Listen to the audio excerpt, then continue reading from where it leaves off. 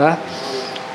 Miski ako, pagka nangangaral ako, talagang kahit ultimo ora, pinipilit ko talagang buuin yung kaisipan na nais ipahiwatig ng Panginoon. Dahil pare-pareho tayo. Ayaw natin ora-ora na baka minsan may masasabi tayong hindi klaro, So, ganoon din ako. Pero, sabi ko nga, may editor tayo. At pag pinakikinggan ko uli yung mga aral na yan, sabi ko, purihin ang Panginoon dahil kung may nasasabi man ako, hindi naman talaga. Nakahang lang pero hindi klaro at sa darating na pagkakataon, kinaklaro ko para ika nga baka ma-misinterpret, di ba? Yan ang mahirap at magkaroon tayo ng kalituhan. Bagaman in-expect ko ay medyo magre-relax. Pero kasi napahagod ako kahapon. Pero purihin ng Panginoon dahil ang salita ng Diyos nakatatak lang sa kaisipan natin yan, sa puso natin. Ilalabas na lamang natin yan. Yang unawa na binigay sa atin at dahil nga sinasabi ko na unawa, salitain mo na lamang yan. Ang Diyos ang bahala magklaro ng lahat ng mga bagay. Shall we say amen? Palakpakan po natin muna ang kabutihan ng Panginoon na ginagawa niya sa buhay natin. Huwag po tayo mag-aalala dahil buhay po yung Diyos na pinaglilingkuran natin at ang pag-aalala ay hindi yan sa pananampalataya. Shall we say amen? Hindi po yan sa pananampalataya. Kailangan yung patuloy na kagalakan, kasayahan sa Panginoon. Naranasan ko dito miski sa tagal na paglilingkod ko sa Panginoon, yung mga tao na parang bagang may pagsamba, okay lang. Walang pagsamba, okay lang. Tinitignan ko rin yung buhay nila. Parang parang laging dumadaan sa mabigat na pagsubok. Kaya minsan pupunta, attend, iiyak. Ito problema, ganun ang problema. Kaiba doon sa mga talagang nagsisikap, nagpupursige. Dahil kung may dumarating man na problema, napaplansya agad. Talagang may taga-plansya tayo, ang Panginoon. Siya nag-aayos. Salamat sa Panginoon. Sige po, at balansihin po natin, ganun lang talaga. Ang pangaral ng salita ng Diyos ay hindi lang doctrinal, di ba? Sabi nga gawin ninyong lahat para sa ikatitibay. Meron ding mga panimulang aral at maraming bagay. Basta ang importante dito yung pagpapalakasan natin sa isa't isa.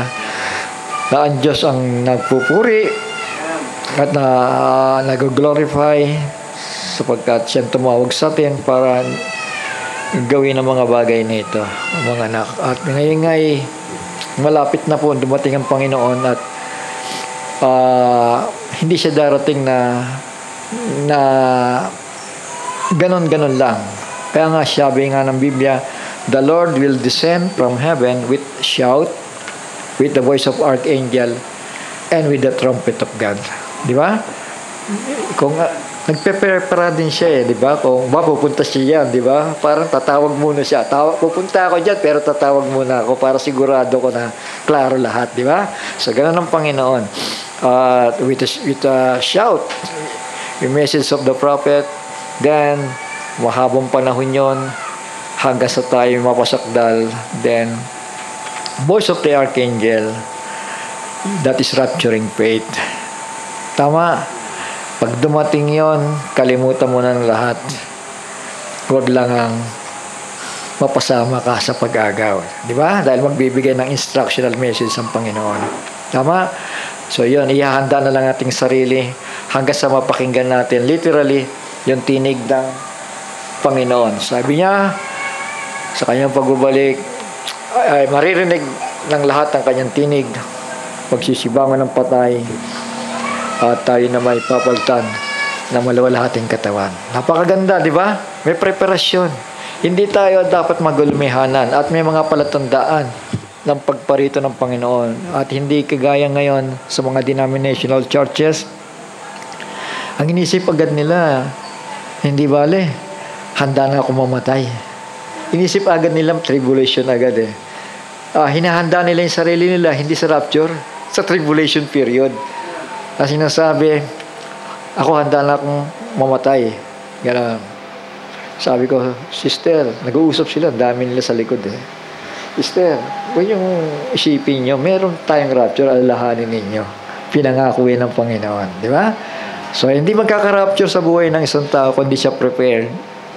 Kailangan lang mahalin niya ang love letter ng Panginoon. Di ba? Ang Book of Revelation. Mapalad ang bumabasa, dumitinig, at nagbabantay ng aklat ng hulang ito sapagkat ang panahon ay malapit na. Sige mga anak, kumanda po tayo. Medyo manibago kayo. Pero ito ay ilang beses ko na i-share ito sa inyo. So, ilagay lang ninyo sa inyong puso at kaisipan at ang Panginoon ng kapayapaan ang magbibigay ng tunay na liwanag sa bawat isa sa atin. Tayo muna ay manalangin. Ama namin, banal at makapangyarihan sa lahat, muli Panginoon, narito kami na may kagalakan, nagtitipon sa iyong pangalan, na nalalaman namin na nariyan ka upang kami pagtibayin at palakasin sa aming pananampalataya. At narito na nga, Panginoon, naway patuloy at patuloy sa aming puso, Panginoon. Sa mga kasama namin na hindi po namin nakakasama ngayon, sila po yung nagpaalam sa maiksing panahon na sa iba't ibang kadahilanan. Naway ingatan mo po sila, saan po sila naroroon, Panginoon, at dalangin namin na pagdating ng darating ng mga pagtitipon ay muli silang babalik at sapagkat sila iningatan mo, maging ang kanilang mga mahal sa buhay, at kami papayapa at magiging masaya sa dakong ito sapagkat may plano ka, Panginoon. Ang pagkain ng mga agila ay inihanda mo. Opo, ang liwanag na dapat namin lakaran ay inihanda mo, Panginoon. Salamat sa kapayapaan, salamat sa katiwasayan at sa katiyakan ng aming dinadaanan ngayon o naranasan ngayon sapagkat ikaw ang Diyos ng kapayapaan, nagpapala, nag-iingat, nagpapagaling, naghihimala at gumagawa ng mga bagay para sa aming ikabubuti. Salamat po sa araw na ito, sa kalakasan. Minsan pa, gabayan mo po ang iyong maliit na anak. Nalaway, ikaw po ang humipo ng kanyang labi na mabitawan niya ang pawang pagpapala at kalakasan sa bawat tupa na nagtitiwala sa iyo. Salamat po, Ama, sa pangalan ng aming Panginoon tagapagligtas na si Yahushua, ang aming Mesaya. Ito po yung aming samot, dalangin. Amen at Amen.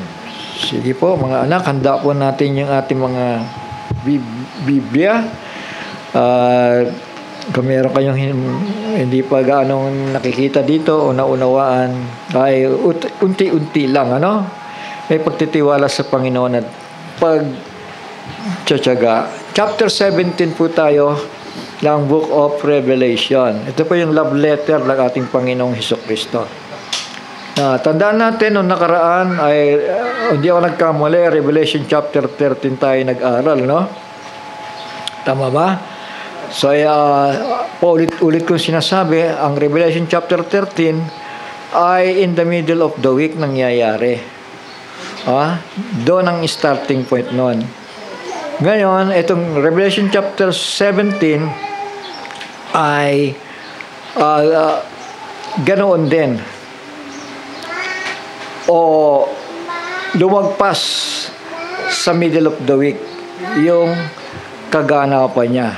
Bagaman may bahagya siyang binabalikan, pero yung thought o yung kaisipan ng Revelation chapter 17 ay directly after the Great Tribulation period, sa pagrurol ito ng Antikristo. Shall we say amen? Sige po, simulan ko na magbasa, no? And there came one of the 7 angels which had the 7 vials. So kapag pinag-usapan po natin ang 7 vials, alam natin yan ay sa dulong-dulo na ng 70th week of Daniel. Amen? So dito po yun. Yung mga vials na yan, nakikita niyo yung mga vials na yan, no? Yan yung wrath of God. At kung kaya itong anghel na ito, na may autoridad sa bagay na yan, bago ihulog po yung galit na yan, ito po yung kausap ni Juan. Ano? Si Juan po ang nakakita ng mga visions. 96 AD po ito, mga anak. And there came one of the 7 angels which had the 7 vials and talked with me. Ibig sabihin, hindi naman panahon para ibuhos, kundi nag-usap lamang sila. Tama? Sabi sa amen? So yan. Saying unto me, come hither. Ayun, pinaakyat siya. And I will show unto thee the judgment of the great whore that sitteth upon many waters. Sino yung great whore? Walang iba, kundi ang RCC. Tama po. So, ito yung panahon na siya'y hahatulan. Tama. So, ibig sabihin, yung panahon na yan ay dito yan naka-programa sa kaisipan ng Panginoon. Tama po ba? Sabi sa amen. Dito yan. I will show thee the judgment of the great whore. Meron siyang kahatulan. May kahatulan nag-iintay para sa kanya. The great whore that sitteth upon many waters. Pag sinabing many waters, ano po yung waters na yan? Dahil ayaw ko kayong pag-isipin, mga kapatid, marami kasing simbolo, sinisimbolohan ng Biblia, no? Dito po sa Revelation chapter 15, 17 chapter 15, and he said unto me, the waters which thou sawest, ito yung inuupuan niya, di ba? Where the horse sitteth are peoples, multitudes, nations, tongues. Ibig sabihin, ito po ay, bakit napakarami? Dahil ito po ay isang pananampalatayang kumalat sa sandaigdigan. Amen? At siya po ay nakaupo doon. Ibig sabihin, he is in control. Tama? Sabi sa amen. Ito. Kontrolado niya. Pero may kahatulan na darating sa kanya. Tama? And I will show thee the judgment of the great whore, yung mother of harlots, the great whore that sitteth upon many waters. So, yung kanyang kapangyarihan, yung kanyang autoridad, ay dumidepende doon sa mga taong nakontrol niya. Shall we say amen? With whom the kings of the earth have committed fornication. Siyang pinakikiapiran ng mga hari sa lupa. Naturally and spiritually, mga kapatid. Dahil ang mga hari sa lupa ay nakurap dahil sa pananampalatayang introduce ng babaeng ito. Shall we say amen? Itay po ito ni Jezabel, no? Kilala niyo si Jezabel? Yung isang reyna na kumontrol sa hari ni Israel, at ang kagustuhan niya ang nasunod hanggang sa mga pare, mga kung sino-sino, pati hari ay nakurap at tumalima sa babaeng ito na nag-utos na sumamba sa mga Diyos-Diyosan at maghandog ng mga alay na hindi katanggap-tanggap sa mata ng Panginoon. Sabi dito, na siyang pinakaapiran ng mga hari sa lupa at ang mga nananahan sa lupa ay nalasing sa alak ng kanyang pakikiapid. So yun, yung woman, yung babae na yan, may alak siya sa kanyang golden cup, di ba? Amen? At yun, may alak na gano'n, no? Sinasabi niya, ito ay dugo ni Kristo. At yung tinapay na ito naman ang katawan ni Kristo. At pagkatapos, itutunggiin ninyo yung alak na ganon, mga anak. So, yun. Yung pala ay, sabi sa pagkaka-English, and the inhabitants of the earth have been made drunk with the wine of her fornication. Fornication in a sense na mapakiapid siya sapagkat kahit sino na lamang ay kanyang inaasawa na kahit hindi niya asawa. Tama? Amen? Iba-iba, kumbaga. O sige, magsama-sama na tayo bilang mga mag-aasawa kahit na iba-iba ang ating mga pananaw sa ating pananampalataya. Whether Muslim, whether Jews, whether kung ano-ano na mga katuruan meron kayo, ang sasabihin niya, magkaisa tayo, magsama-sama tayo. At yan na nga mga kapatid, naitayo na nga, yung Abrahamic Accord na yan. Naintindihan natin? Simula pa lamang yan. Pero patuloy at patuloy na humihikayat ng mga hari sa lupa. Yung dalawa. Si Trump at si Leo. Pope Leo. Tuloy ko. Sa English, so he carried me away in the spirit into the wilderness, and I saw a woman sit upon a scarlet-colored beast. Kanina, sitting in many waters. Shall we say amen? Ngayon, the woman is sitting upon a scarlet-colored beast. So, saan nangyayari ngayon ito? Dito. Mga kapatid, sa panahon ito. Nakaupo siya sa isang resurrected na hayop. Dahil Revelation chapter 13 ay umahon ito, di ba? Yung pag-ahon niya, preparado na siyang umupo pa rin doon. Tama? Dahil control niya, di ba? Sabi dito, sitting in many waters. Kontrolado niya Kontrolado niya. Maski si Trump ay talagang sa kanya hanga si Trump sa kanya, di ba? Pagdating sa power, pag yun ang pinag-usapan. So he carried me away in the spirit into the wilderness, and I saw a woman sit upon a scarlet-colored beast, full of names of blasphemy, having 7 heads. Ayan, yung 7 heads and 10 horns. Nagsisimbolo po ito ng European Union. 10 bansa na may 7 sungay. At doon ay umuupo siya, mga kapatid. Ibig sabihin, kasabay nung hayop na yon. Dahil resurrected siya in verse 13, di ba? The beast that was and is not, and yet he is. Ibig sabihin, nakabangon na.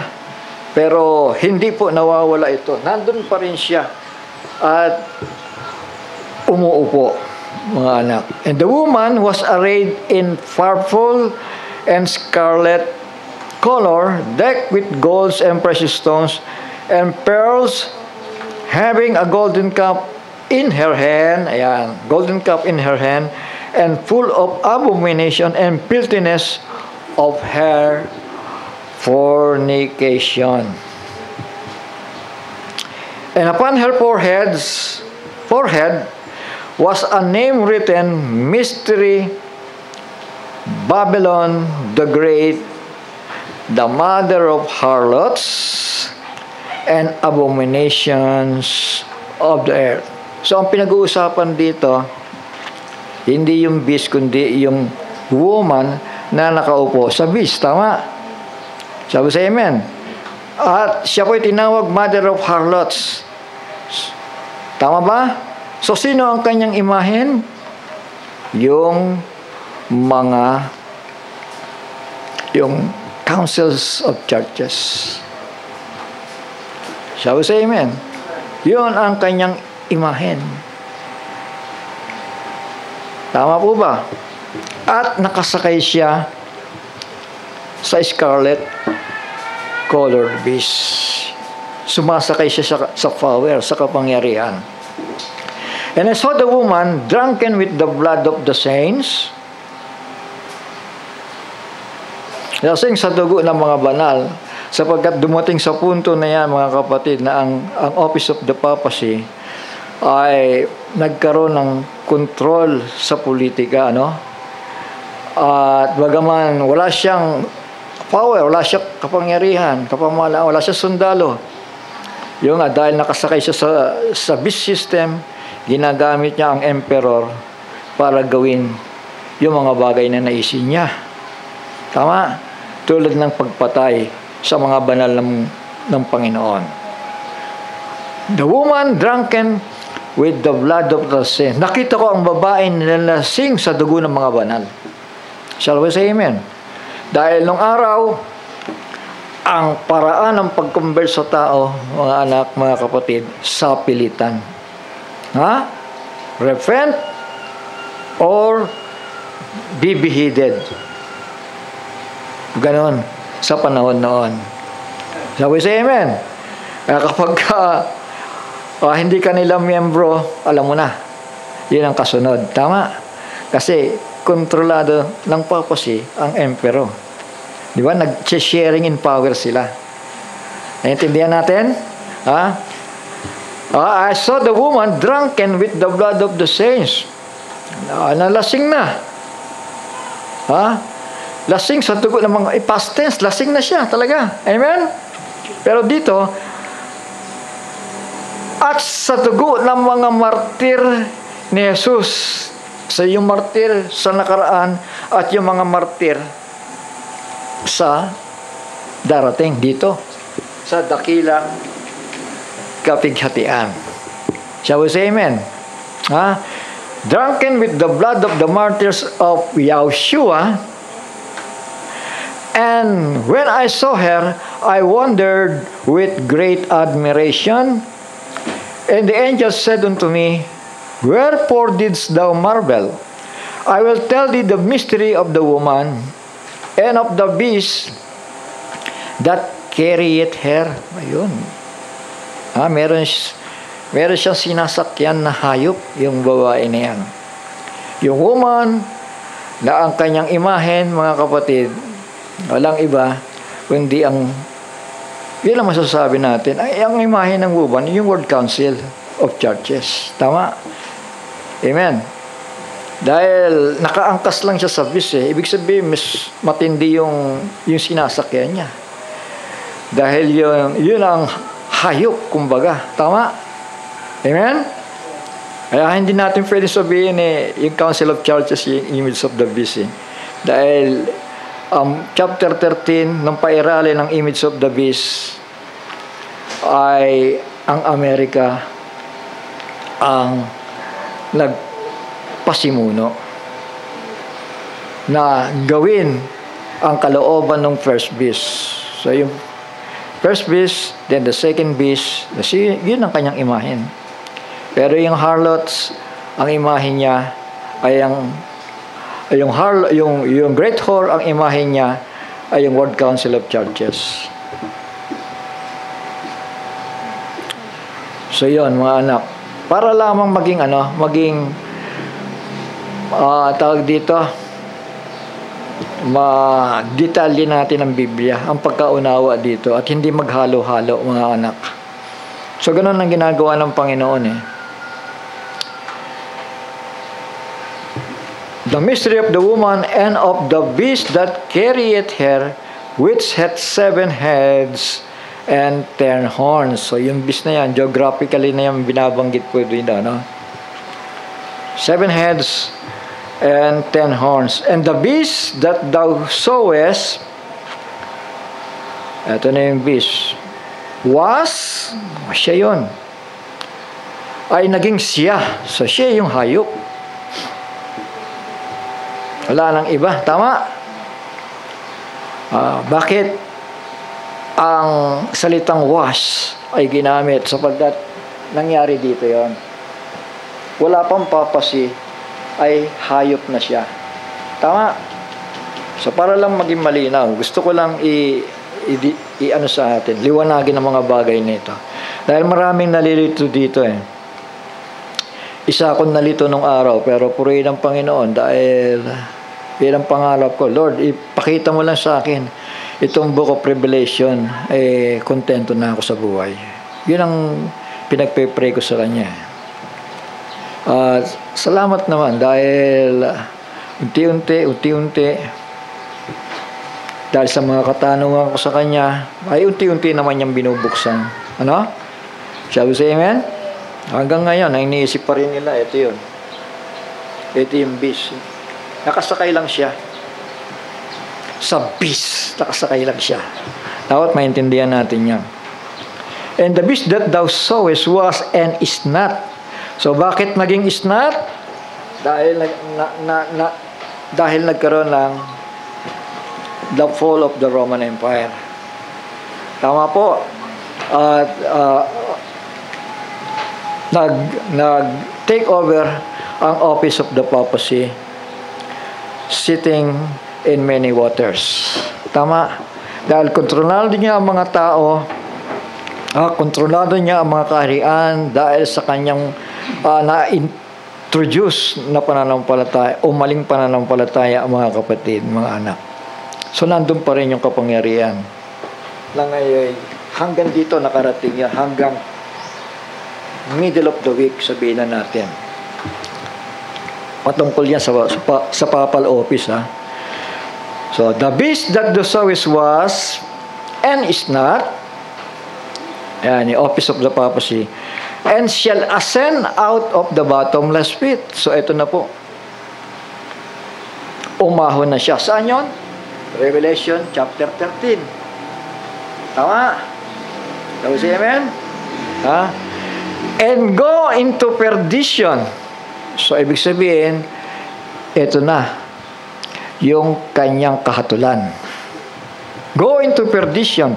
And they that dwell on the earth shall wonder, whose names were not written in the book of life from the foundation of the world, when they behold the beast that was, ayun, the empire, and is not, and yet is. Sabi dito, pagkakita nila sa hayop kung paano naging siya at wala na. Ayan, pagkakatagalog eh. At darating. Saan yun? So, dito na. Dito. Tama? Amen? Darating. And here is mine and here's the mind which hath wisdom. The 7 heads are the 7 mountains on which the woman sitteth. So ito po, yung inupuan ng Vatican na 7 mountains, walang iba kundi ang Rome. Tama? Rome. So ibig sabihin, maliwanag sa chapter 13 at itong chapter 17 na ito na mas may kapangyarihan ng emperor pagdating ng araw kesa dito na umuupo lamang o gumagamit lamang o nanghihiram ng kapangyarihan sa hayop. And here's mine which hath wisdom. The 7 hills are the 7 mountains on which the woman sitteth. Yung Vatican po yun, yung office ng papacy. And there are 7 kings.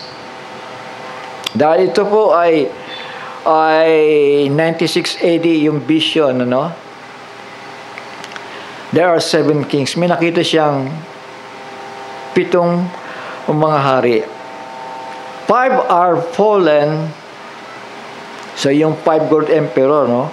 Na kapag tinignan po ninyo sa history ay masyadong matagumpay yung kanilang pamumuno. Dala ang sistema ng hayop. Hindi pamamaraan ng Panginoon. Kaya sila naging kaaway ng Panginoon. 5 are fallen, yung 5 kings na yon, and 1 is tumutukoy po. Tandaan po ninyo, no, ang 7 ito yung may mga matataas na kaparaanan ng pamumuno o matagumpay na pamumuno. Kaya ito yung mga listahan na sila'y napili ng Panginoon para itala dito, di ba? Kasi ang dami namang emperador Shall we say amen? Marami, napakarami nila. Pero ito yung nag-iisang pamunuan. Kasi minsan may 4, may 3, may kung ilan, naghati-hati sila. Hindi nila kayang pamunuan ng emperor Pero ito, kinaya. Isa-isa silang naghalinhinan sa trono ng emperor. Yung 5, nahulog na. Ibig sabihin, nangamatay na. At meron pang isa, isa'y narito. At ang isa ay hindi pa dumarating at pagdating niya ay dapat magtagal na sandaling panahon. So, meron darating na 7. So, say amen. Sa 11, and the beast that was and is not, even he is the 8th. So meron pang darating na pang-8. Amen? So kapag 8 nga hanapin natin, alam natin yung pang-8 na yan, dito yan sa dulo. Dito. Yan na yan si Abaddon. Si Napoleon, si Apollyon. The beast that was and is not. Yung beast dito, kung dudugtungan mo, no? Kasi bumanggit siya ng 7 kings sa chapter 10, tama? Shall we say amen? Bumanggit siya ng 7 kings, 5 are fallen and 1 is, the other is not yet come. Ibig sabihin lang nito, mga pamunuan nito, mga emperador, kaya nga 7 kings, tama? 7 emperor. Or, first beast, second beast, third beast, fourth beast, seventh beast. Pero may 8 beast. Amen? Or beastman. Dudugtong ko lang yung man para maintindihan natin. And the beast that was and is not, even he is the 8th. The 8th beastman ang ibig sabihin nun. Amen? Or the 8th king. And is of the 7. Alam natin yung 7, di ba? Sino yun? Si Charlemagne na ang paupo sa kanya para maging emperor sa East and West East and West Empire ay ito. Ito nag-approval kay Charlemagne. Shall we say amen? Siya ang nagbindika para gawin siyang emperor ng kabuuan ng Roman Empire na noong panahon na yan ay nahahati sa dalawa, no? East and West, di ba? Shall we say amen? Ibinigay yung power doon sa seventh beastman na si Charlemagne. Maliwanag po. 1 is, sino ito yung 1 is na ito? Si yung pasimuno sa doktrina ng Trinitarian Johnson, si Constantine the Great, di ba? Shall we say amen? So, hindi ko na ilista yung accomplishment nila nasa Google Kaya na po ang bahala, di ba? Amen? Yung kanilang paraan ng kanilang pamumuno. Sila ang nag-introduce na in Trinity doctrine. Kaya ang mga tao ngayon, hilong-hilo kung sino si Kristo. At yan ay naging katuroan ng Mother of Harlot. Mother of Harlots. Shall we say amen? Naging katuruan. So, hindi namamalayan dito ng mga tao. Pero sa mga agila ng ating Panginoon na nanginginain ng sariwang pagkain, maliwanag ito na lalang ng diablo ito sa atin. Tama?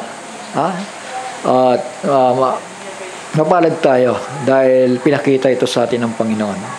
Habang ang daigdig ng mga simbahan ngayon, mga kapatid, handa na silang matodas Handa na silang magpakamatay na hindi nila pinaglalaban na merong pag-agaw. Merong rapture na pinangako ang Panginoon. Shall we say amen? Ang importante lang dito yung pagmamahal sa salita Yung pagyakap sa salita ng Diyos. Kaya nga, merong tinatawag na love letter Love letter of Jesus Christ para sa bride. Mga anak. The beast that was and is not. So yon, yung pagkabagsak sa power at na-divide ang emperor sa iba-ibang bansa, di ba? Nahati na sila, tama? Pero yung kanilang pananampalataya ay nauwi sa isa. Yung pananampalatayang inintroduce sa kanila ng Mother of Harlots. Kaya nandun pa rin sa kanilang kaisipan. Dito, yung pagpapasakop nila sa false prophet. Ito, the beast that was and is not, even he is the eighth. Ayan, ito na po si Abaddon. And is of the seven. Sabi dito sa Tagalog, at ang hayop na naging siya,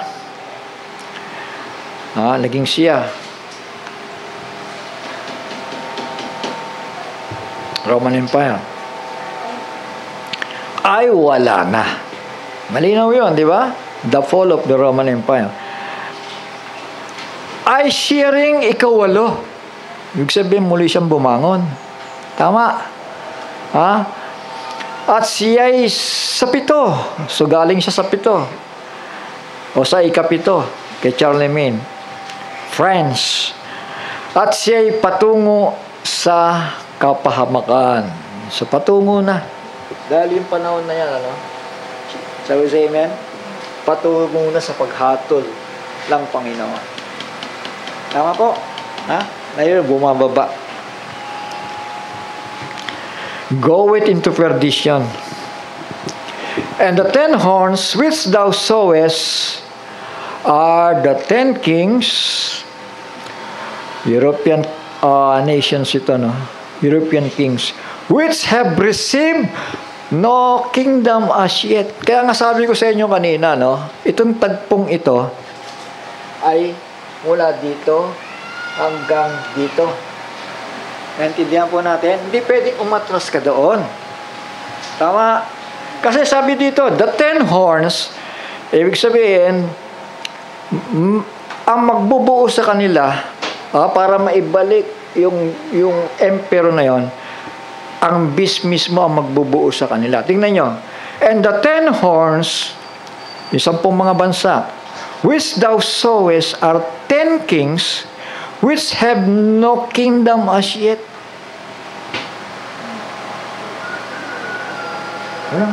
Walang which have received no kingdom as yet. Hindi pa sila hari. Tama. Pagdating dito, isa sila makakuha lang power para maging hari. Tingnan nyo to. But receive power as kings 1 hour with the beast. So, sino ang mag-appoint? Yung beastman. Tama po. Shall we say amen? Yung beastman ang mag-appoint sa European Union. O ikaw. Dahil beastman mga kapatid pag sinabi mong beastman, anointed by Apollyon yun. Anointed by Abaddon. Anointed by the dragon. May magagawa ka pa ba doon? Wala na. Dahil nagbagsak na si Lucifer dito eh. Hinugot niya si Abaddon sa ilalim, nanahanan sa ibabaw ng lupa. Habang ito naman sinipa sa Jerusalem. At nag-anoint ang Abaddon ng isang emperor. Ito na nga yung Bisman na mag-a-appoint ngayon ng 10 hari. Doon pa lamang yan sa middle of the week. So, say amen. Maliwanag yan. Ulitin ko yung pagbasa. The 10 horns which thou sawest are 10 kings, which have received no kingdom as yet. Wala pa palang kaharian eh. Tama. Pero nung in-appoint ng hayop, and yet, but receive power as kings 1 hour with the beast. Pagkatapos ng 1 hour na meetings na yon, oy, ito yung bagong hari nyo. Sumunod kayo. Sabi sa amen. Ano na ito eh? Itong panahon na ito, ito yung tinatawag na, ang tawag doon, yung dictator, panahon ng dictatorship ito ng Diablo. Sabi sa amen. Kaya kayong 10, pamunuan mo yan, ikaw pamunuan mo yan. So yun. These have one mind.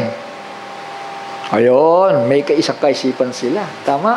May pagkakaisa sila kasi isa lang yung kanilang kanilang master eh, walang iba, hindi yung Bisman eh, di ba? Sabi sa amen. Ngayon ang Europe hati-hati pa eh. Yung iba nagmamahal kay Israel, Brother Johnson, di ba? Yung iba naman galit kay Israel. Di ba? Ang United Kingdom, ano pa yun? Ang France galit sa Israel sa nangyayari na yun. Hindi nila alam may ginagawang mabuti si Israel. Ang nakikita lang nila ng mga sumbong, yung may namamatay. May namamatay talaga. Kung hindi, dapat tumakas na kayo. Yun ang gawin ninyo. Di ba? Sabi ko sa amen. Pinapakain naman sila. Kaya lang, ang paliwanag ng ng mga Israelita, inuunahan ng mga Hamas eh. Yung mga deliver na pagkain, inaagaw. Pagkatapos pinagpapalit ng mga armas, ibinibenta. Kaya ang Israel medyo maingat sa mga binibigay nilang donation o yung tulong sa mga Israelita. So ganoon ang nangyayari. Kasi alam ko, naniniwala ako, kaya nga IDF yan eh. Sila po'y depensa lamang. At hindi sila yung uhaw sa dugo ng mga tao. Di ba? So say amen? Alam nila ang kautusan, huwag kang papatay. Siya ko say amen. Lalo na kung mga bata, walang laban, ayaw nila nun. Pero, no choice sila. Kesa silang maubos. Tama po. Dahil hindi titigil ang kaaway hanggat hindi sila nauubos. Yun ang Yun ang mindset ng Islam eh. Ubusin si Israel, ubusin si Israel. Yun ang mindset nila. Hindi mo na kayang baguhin yun. Pero dito, itong mga antikristo, sabi, these have one mind, and shall give their power and strength unto the beast. Halika na, atakihin na natin si Israel. Ayan na yan. Dito na yan, Israel, in the middle of the week, takbuhan na sila. Shall we say amen? Takbuhan na sila. This shall make war, sa verse 14, this shall make war with the Lamb. So ito yung mga lalaban kay Kristo sa kanyang pagbaba. And the Lamb shall overcome them, for he is Lord of lords, King of kings, and they that are with him are called, chosen, and faithful. Sino yung bumababa dito? Tayo. Tinawag, chosen and faithful. Bumababa dito. At umaatake naman sa Megiddo ang mga antikristo. Shall we say amen? This shall make war with the Lamb, Alam natin, ang unang inatake dito ay Israel, middle of the week, tama? Yung dalawang propeta. Kasunod yung woman na nagtakbuhan sa wilderness. Then, yung foolish virgins. Nagkaroon ng World War III yan. Dito. Sa portion nito. Doon ang World War III. Mga anak. Hindi pa yung Battle of Armageddon, Kasi, ang Panginoon ay gumamit ng blocky yellow para patayin yung mga kaaway. The Lamb shall overcome them, for He is Lord of lords, King of kings, and they that are with Him are called, chosen, and faithful. With Him, ibig sabihin yung mga nagsisibabaan doon sa panahon na yon. And He said unto me, the waters which thou sawest, where the whore sitteth, are peoples, multitudes, and nations, and tongues. So ito po yung mga follower ng hayop o ng false prophet na ngayon follower na rin ng beast man. And the 10 horns which thou sawest upon the beast, this shall hate the whore. So tignan niyo ito nangyayari ngayon, Bakit magiging kapupuutan ng beast yung kanyang image kung yun ay image niya, di ba? Tapos amen. Ang nangyayari kasi, ang kinapuutan ng beast, yung whore, yung patutot, o yung opisina ng false prophet. Tama? Kasi ayaw na niya ayoko ng panapanalangin mo. Laos na yan. Tama? Patayan tayo ngayon. Mga kapatid, yun ang mindset ng 10 nations na yun. Na pinamumunuan ng Bisman. Kaya tignan nyo to, bantayan nyo maigi itong salita na to.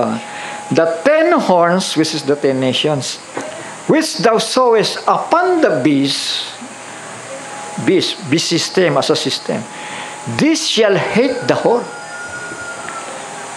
Sino yung kinapuutan nila? Yung simbahan. Tama. Amen.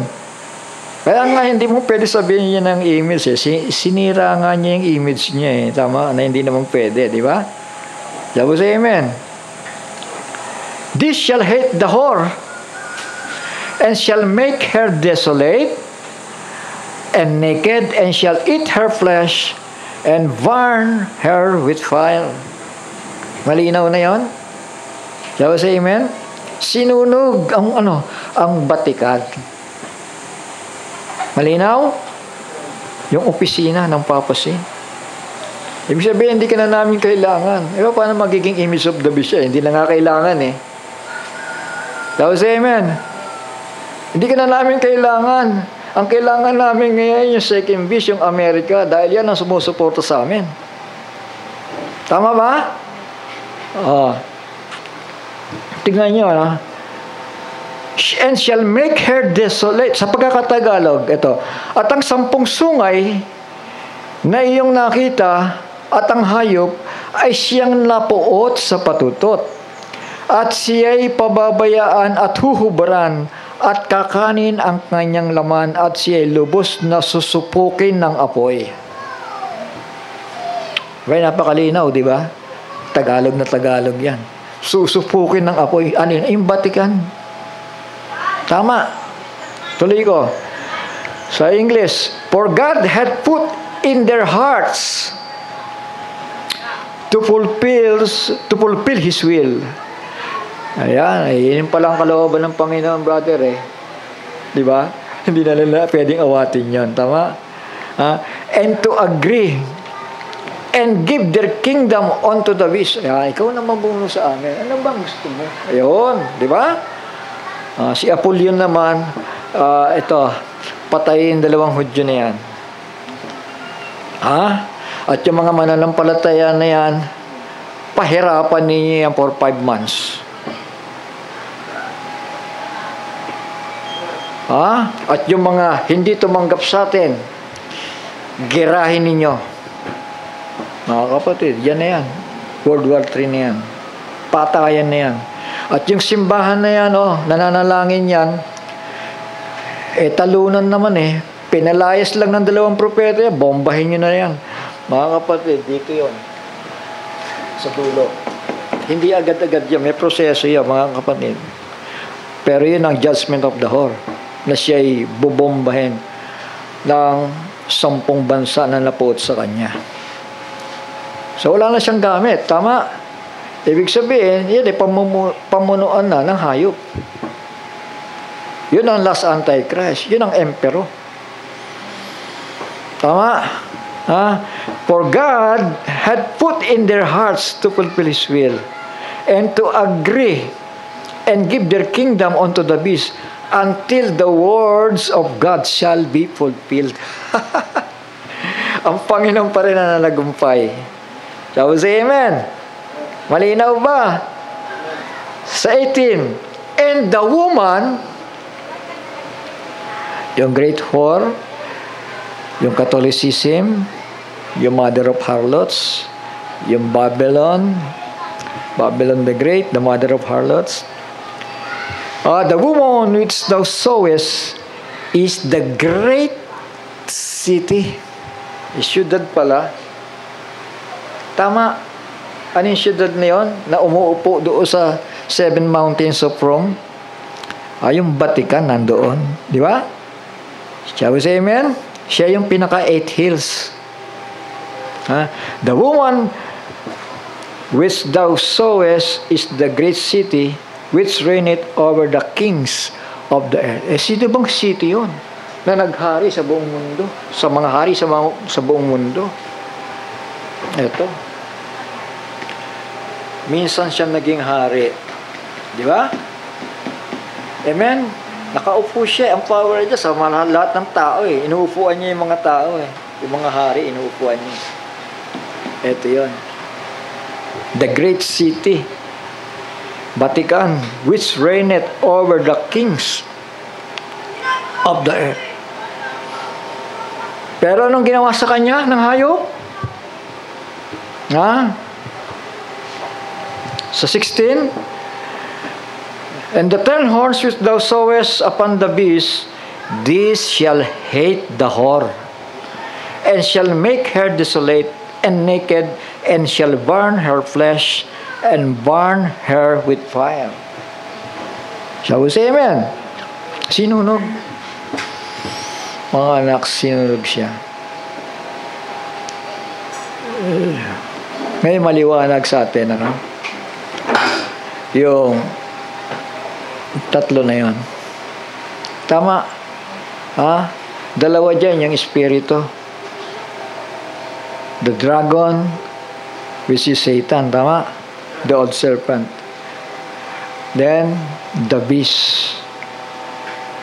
Hindi binansagan si Satan ng beast tama? Dahil, yung beast umahon sa ilalim. Umahon dito yung beast Shall we say amen? Sino nagbukas? Si Satanas. Pinagbuksan siya.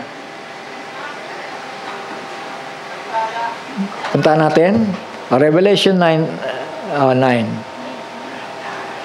Ito ulit-ulit na lamang ito, pero nagpapatibay po ito, mga anak. Ito, chapter 9, verse 1. Dito muna tayo sa 12, verse 7. And there was war in heaven.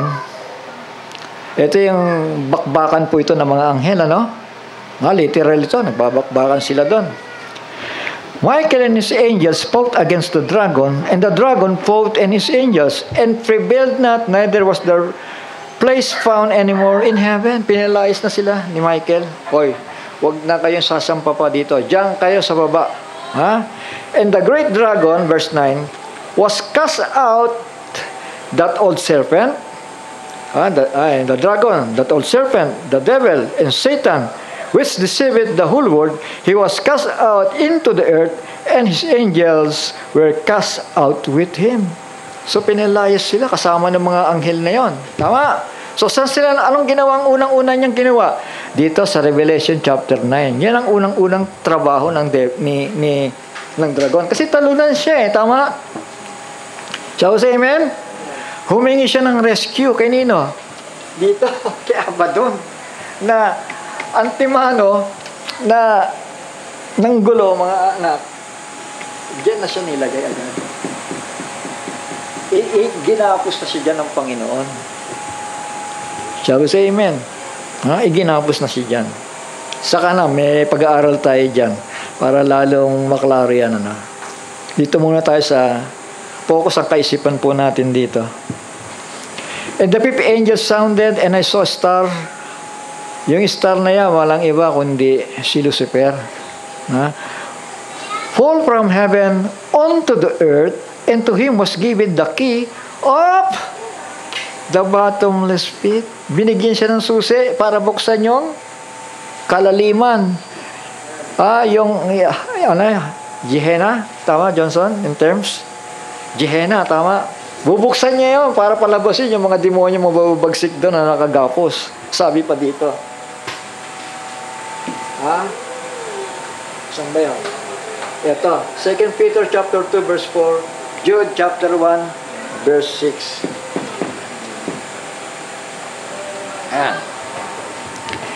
And he opened the bottomless pit. Ayan, binuksan yung kalaliman. And there arose a smoke out of the pit. So, yun po yung mga diablo, no? Amen? Mga diablo yung mga espiritu. And as smoke out of the pit as the smoke of a great furnace, and the sun and the air were darkened by the reason of the smoke of the pit. And there came out of the smoke locusts. So, anong naging resulta? Usok Tapos, anong resulta sa lupa? Nagkaroon ng mga anointed military man. Locust means mga sundalo yan. Tama? Pag sinabing locust. There came out of the smoke locusts upon the earth, and unto them was given power as a scorpions, Satanas yun, demonyo yun, of the earth have power. And they commanded them that they should not hurt the grass of the earth. Huwag muna kayo maninira, cool lang muna kayo, neither any green thing, neither any tree, but only, tingnan nyo to, but only those men which have not the seal of God in their foreheads. Sino yung walang seal of God sa kanilang foreheads? Mga Hudyo. Tama. Sino pa? Foolish virgins. Shall we say amen? Samantalang ang bride of Jesus Christ, wala na dito. Tama? So, sinong sasaktan ni Abaddon? Yung walang seal of God in their foreheads. Pero yung mga Hudyo na tinawag na woman, tatakas sila. Shall we say amen? Saan ang takbuhan nila? Si Esal, sa bundok. Hahati yung bundok, magtatago sila doon. Mga anak, mga kapatid.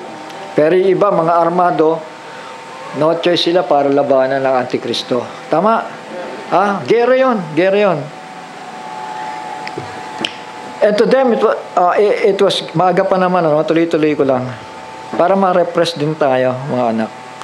And to them it was given that they should not kill them, but that they should be tormented 5 months. Shall we say amen? Malinaw ba ito? Kaya nakakatakot ang maiwan sa rapture. 5 months tormention ang order ni Abaddon. And their torment was as a torment of a scorpion. Demonyo yun. When he striketh a man.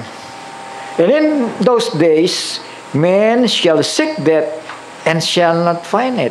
Natural, pahihirapan muna. Tortured. Dito, mga kapatid, sa Middle Ages, marami tinorture dyan para i-give up nila ang kanilang pananampalataya. Uulitin lang naman po yun. At kailangan sikapin po natin na wala na tayo dito. Sayang naman yung sinimulan natin. Sayang naman yung pagkauhaw natin sa katuwiran ng Diyos.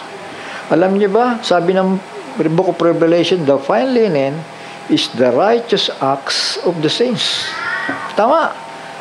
Kung ikaw ay nauuhaw sa katuwiran, ipamumuhay mo ang salita. At kapag ipinamuhay mong salita, yan ang righteous acts. Yan ang righteousness of the saints. Shall we say amen? Paano ka makakagawa? Paano ka makakakilos? Kung nasa loob ka pa rin ang denominasyon. Hindi ka makakagawa. Denominasyon yan eh. Dahil yung gusto mong mangyari, na isa katuparan ng kalooban ng Diyos, hindi mo magawa eh. Dahil kontrolado ka pa rin eh. Di ba? Dahil nasa ilalim ka ng sistema ng tao.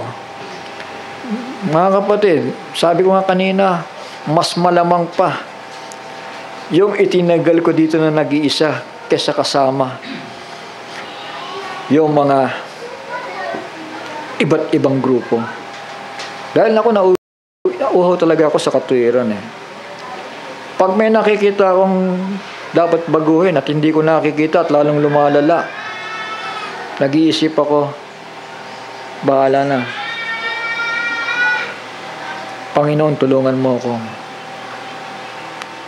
Gagawin ko kung ano yung tama, kung ano yung dapat.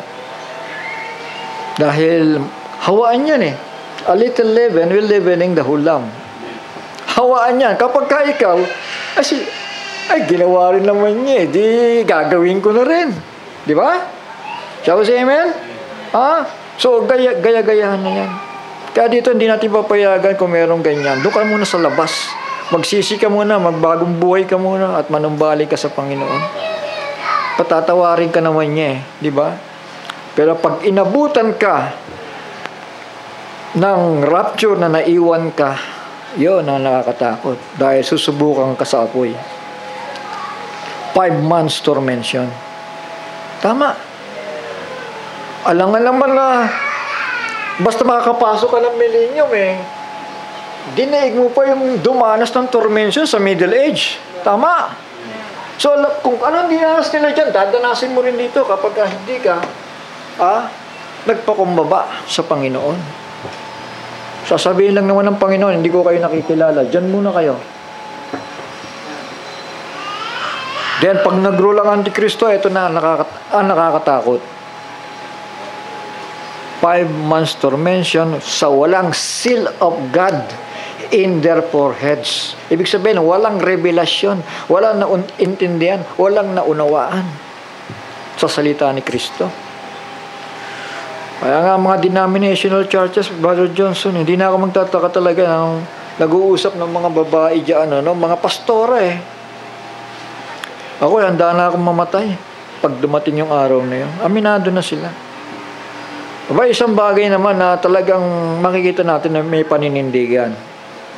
Ang problema lang nito, ano kaya kung babalatan ka unti-unti? 5 months tormention eh. Kung babalatan ka, nakatali ka, binabalatan mo ganyan, gusto mo ba maging Kristiyano? Patayin niyo na ako. Ayun, di ba? Sumasagot eh. Di ba? Pero hindi sila papatayin.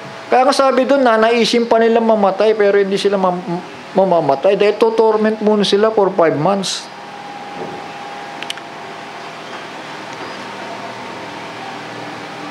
Sabi dito, and in those days shall men seek death, and shall not find it, and shall desire to die, and death shall flee from them. Kasi inuunti-unti ni Abaddon eh. Inuunti-unti ng mga sundalo ni Abaddon yung pagpapahirap. Itanggi mo na. Para tapos na ang lahat. Siyempre, maninindigan niya mga yan. Tama. Kaya lang, 5 months tormention.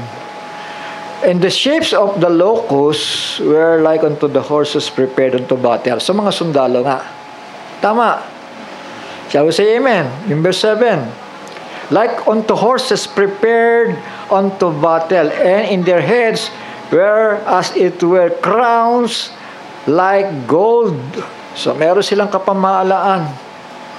And their faces were as faces of men. So tao nga ito. They had hair as a hair of woman. Kapag ang lalaki may mahabang buhok, kasuklam-suklam yan sa Panginoon. And their teeth were as the teeth of a lion. So mababagsik. Verse 9, and they had the breastplates as it were breastplates of iron. And the sound of their wings was as the sound of chariot of many horses running onto battle. So yung breastplate nila, no, yung mga pananggalang, ano, baluti. Lagay ng baluting bakal. Panggera po yun. Ano. At ang ugong ng kanilang mga pakpak ay gaya ng ugong ng mga karo at ng maraming kabayo na dumadagundong sa pagbabaka. So yung mga ganang bagay na nakikita ni Juan, ita-translate lang naman natin yan sa panahon natin, di ba? Ay, pag sinabing sundalo, hindi na yung kagaya noon mga nakaganon pa, di ba? May tigas na tsaka dito. Tama? So ganun ngayon, mga anak. High technology na base, doon ang base natin. Verse 10, and they had the tails like unto scorpions. Diablo yun. Yung lakas, kapangyarihan ng diablo. And there were stings in their tails, and their power was to hurt men 5 months. Sasaktan ka for 5 months. And they had a king over them. Mga kapatid, sinabi na yung pangalan dito Tama. Sinabi na. Pero yung mga end time, nagpunta dito, hindi mapaniwala Ang alam nila, ito pa rin Punta na nga sila dito. Ano nga ito? And they had a king over them, which is the angel of the bottomless pit, whose name in Hebrew tongue is Abaddon. But in Greek tongue had his name Apollyon. Isang espiritu lang yan. Tama na may iba-ibang pangalan. Purihin ang Panginoon. Shall we say amen? So yan, yung chapter 17 na yan, yung pong judgment of the whore. Ang sinasabi nilang image of the beast. Paano siya magiging image of the beast kung sa middle of sa panahon na yan ng Great Tribulation dinurog siya ng pamunuan ng 10 bansa. Amen? Shall we say amen? So ito po si Jezebel, Revelation chapter 2 verse 20. Dadapot mayroon akong laban sa iyo na pinahintulutan mo ang babaeng si Jezebel. Ayan, ito po si Jezebel. Ang babae na may doktrina ng Trinity, na nagpapanggap na propetisa, at siya ay nagtuturo at humihikayat sa aking mga lingkod upang makiapid. Ibig sabihin, spiritually nakikiapid. Oy, Muslim ka, sama ka. Oy, Hudyo ka, sama ka. Oy, ano ka, Budista ka, sama ka. Ganon na ngayon. Shall we say amen? Ibig sabihin, spiritual adultery.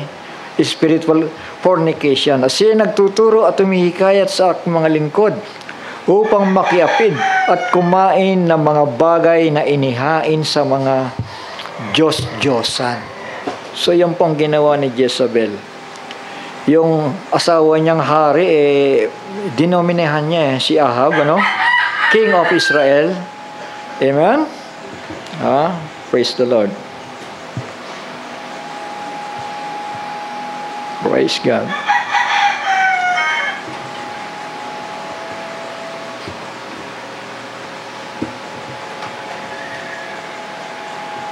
So I believe na ito po ay malinaw na po sa atin ito. At sa susunod, mayroon pa akong idadagdag para lalo nating ma-define yung about the spirit of the devils. yung Revelation chapter 16 verse 13. May di-define pa tayo kasi pagkahiwalay ang kanilang destination. Ano? Sa next na lang na meeting natin po yun, mga anak. So ngayon, nakita natin yung about the judgment of the great whore. Sinasabi nila, yan ang image of the beast. Pero ang sinasabi ng banal na kasulatan, ang nagpairal niya walang iba, kundi ang Amerika mismo, na may kakayahan para pumuksa na kagaya din ng first beast. Shall we say amen? So pag sinabi natin first beast, emperor na yan, hindi na ito. Umuupo lang siya para malinaw, dahil ang original na hayop ay isang emperor. Yun ang original. So ibabalik doon sa ganong sitwasyon. Sabi nga ni Juan, even the Antichrist ay sabi niya ay naririto na. Wala pang papasinon. Tama, naroroon na ang Antikristo. So babalik na lang siya. The first, the second, the third, the fourth, the fifth, the seventh, then the eighth. Maliwaw? Malinaw pa yan sa sikat ng araw, mga anak. Palakpakan natin ang Panginoon. At nagpasalamat tayo. Sandali, mga anak, nagpasalamat. Ama namin, banal at makapangyarihan sa lahat. Tunay na kami nagpapasalamat sapagkat sa mga